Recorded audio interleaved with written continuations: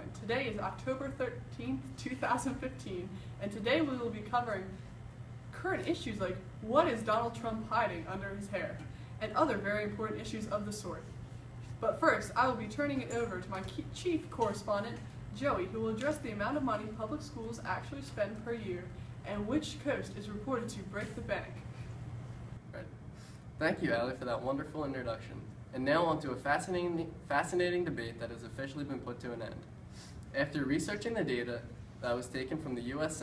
Census Bureau and later published by public education finance statisticians, have found there to be much more money spent per student on the East Coast rather than the West Coast.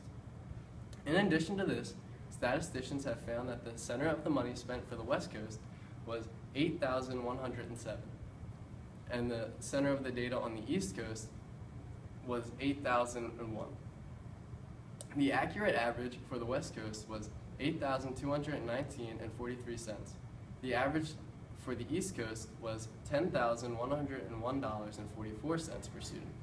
In total, the East Coast approximately spent $41,122 more than the West Coast for reasons unknown.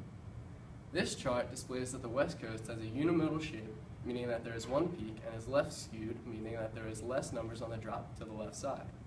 The range of this data is 6,023.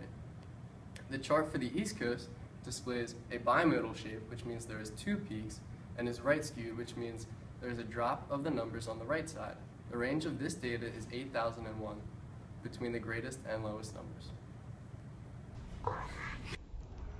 And now to the sport.